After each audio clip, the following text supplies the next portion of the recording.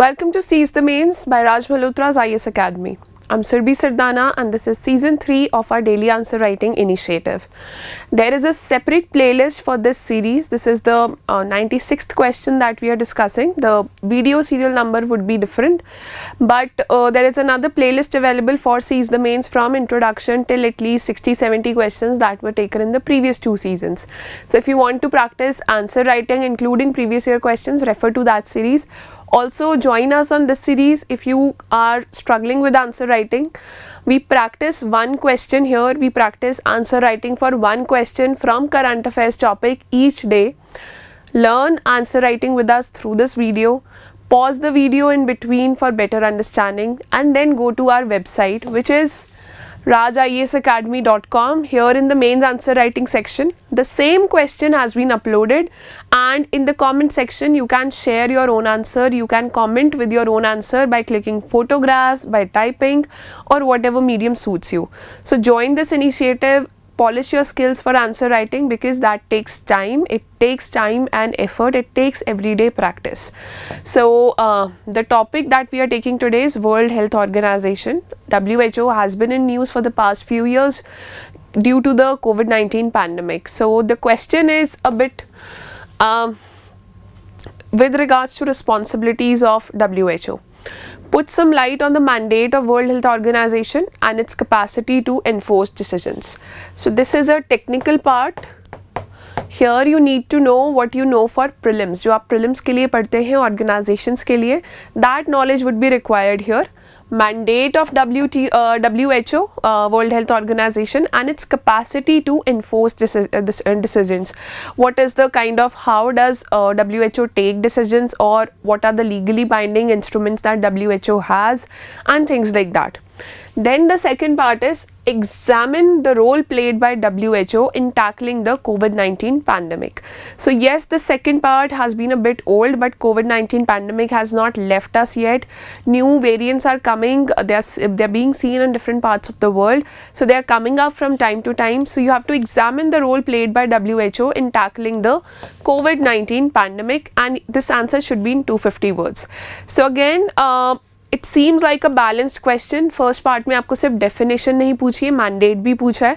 So on looking at it, it appears that the question holds 50-50 weightage to both parts. It gives 50-50 weightage to both parts. So let's start with your part 1 first. Let's see how do we answer it. In your introduction, since the first part is very direct, that you have to put some light on the mandate of WHO. So we'll talk about WHO, then we'll shift to its mandate or how decisions are taken. So that would form your first part, your intro line, introduction paragraph, and your body paragraph 1 also. So the approach would be like this. First para would be intro, then you will have body paragraph 1 talking about mandate, then you will have body paragraph 2 which will talk about the role of WHO, the role of, you will examine the role of WHO in tackling the COVID-19 pandemic. So this will be our examine part.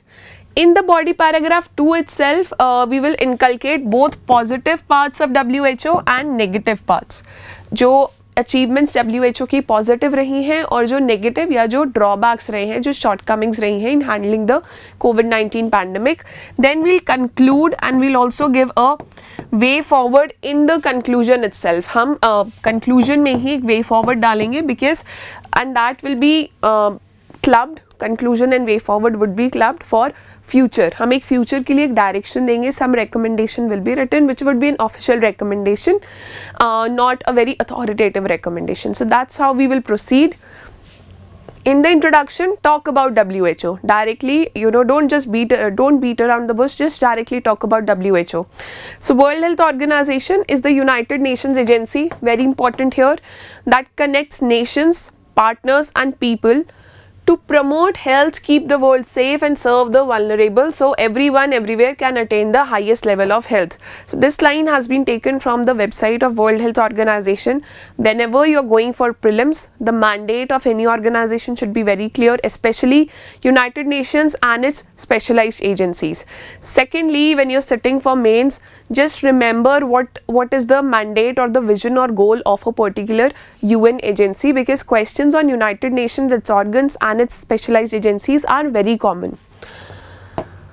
Then in the body paragraph 1, we'll talk about how World Health Organization functions. So World Health Assembly is WHO's decision making body. Just like you have General Assembly for the United Nations, you have legislative assemblies for states. For World Health Organization, we have World Health Assembly, which takes the decisions by means of voting. So it is held yearly. They meet yearly at the headquarters of WHO, that is Geneva in Switzerland.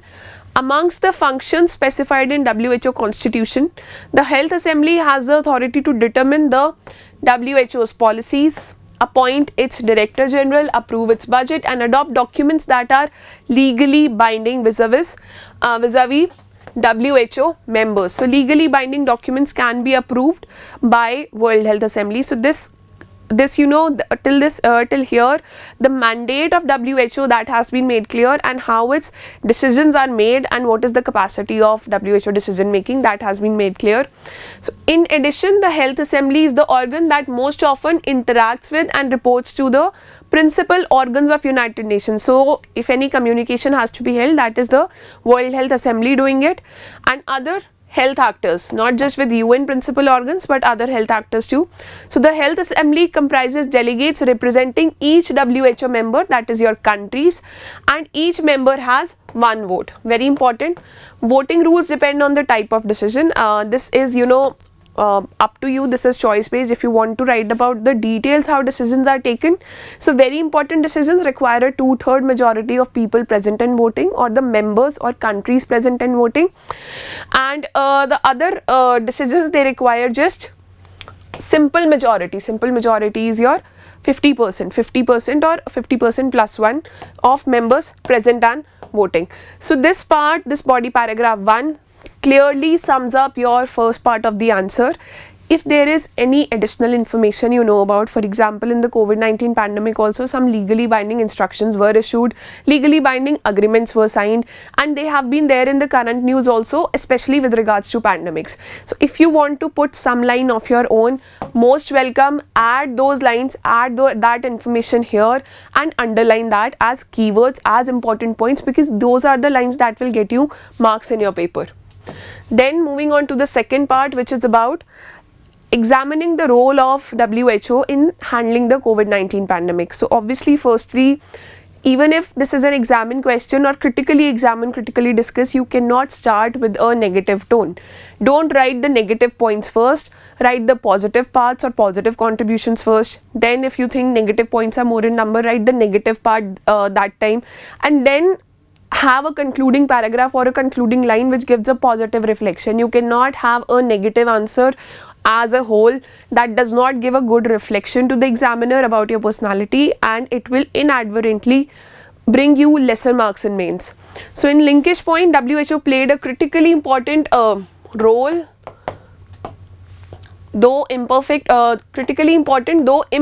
role in responding to the initial outbreak of COVID-19. So here you've given a very balanced statement, critically important, but though that was imperfect role. So here we are talking about the positives. WHO deployed scientific skills, epidemiological expertise, medical know-how, outbreak response capacities in the fight against COVID-19. So this is your technical part. Then the organization made sure to share information to counter online misinformation and disinformation from time to time, multiple times in a day. We saw that Twitter handle of WHO and the website of WHO was uploaded with actual information, with real information, to prevent the spread of misinformation and disinformation. It offered medical and public health expertise to countries to combat to COVID-19. So proper doctors were there who were giving the guidelines to the countries from time to time through video conferencing, through their messages, through their handles, Twitter handles. Also, it gathered information, collaborated with labs all over the world, and was successful in devising standard tests that were approved by WHO, and they were accepted by all of the countries, that which is the perfect test for COVID-19, and protocols also, that how should isolation be maintained, how bad is the virus, how does transmission happen. So all that information was circulated all around the globe with the help of WHO, and protocols for managing the disease. These were guidelines for the countries itself, whether to impose lockdowns, what is the time to impose lockdowns or take them off. Then it raised approximately $175 million to find a cure. It also created a COVAX facility where all the countries could come together to build up a vaccine, and for the equitable distribution of vaccine all around the globe.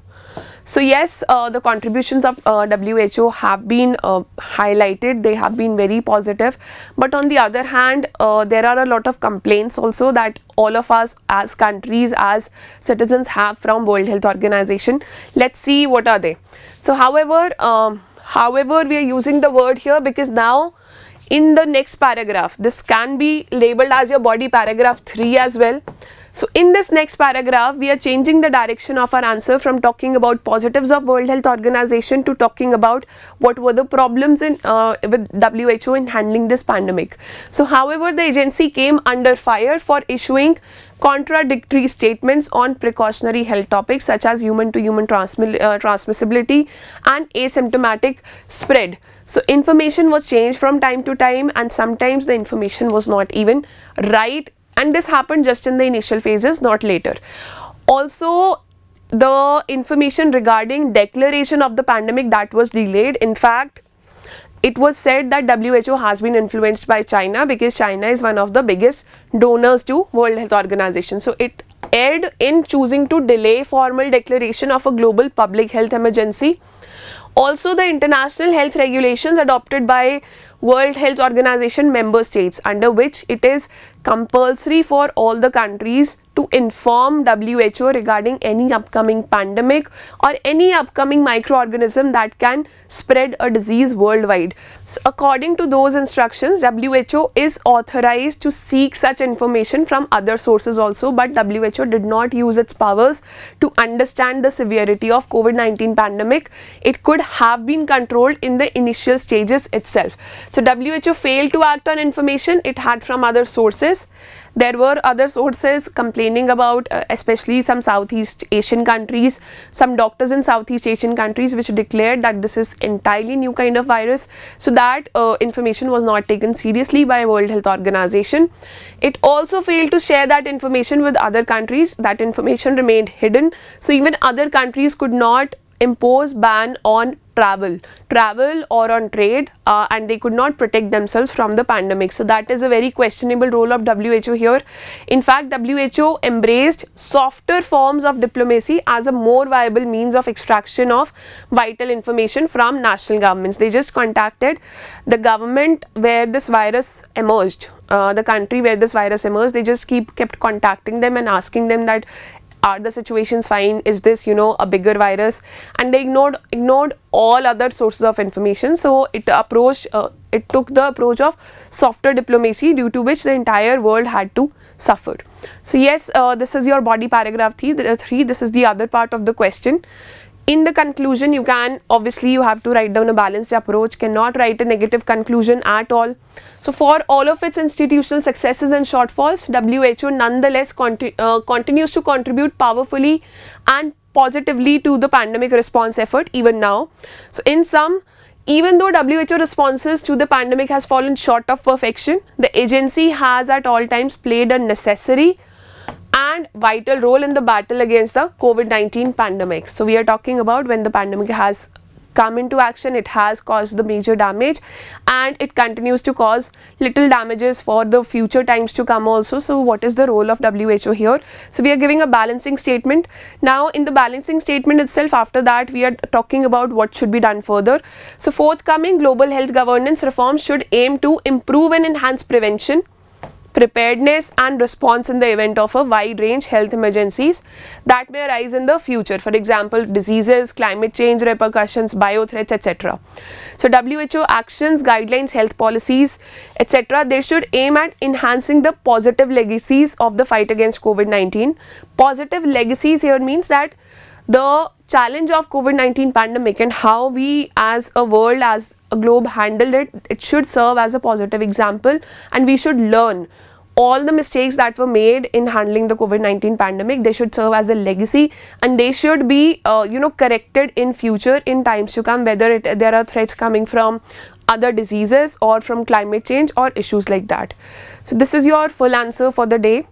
I hope that this initiative is helping you improve your answer writing practice.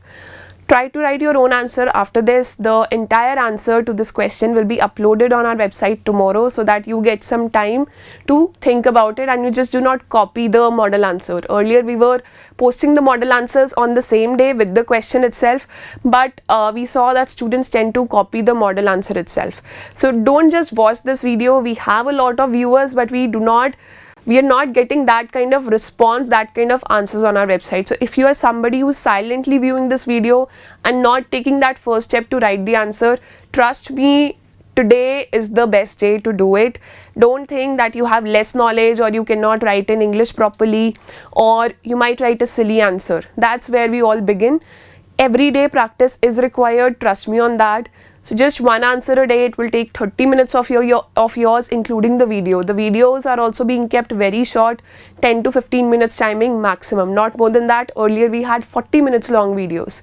So now focus on your answer writing at least till December 31 and post your answers on the website on a daily basis. Take the first step, get your answer evaluated by our experts, and we wish you best of luck for this journey. Keep working hard. I'll see you tomorrow with another discussion of Seize the Mains at 9 p.m. Stay tuned.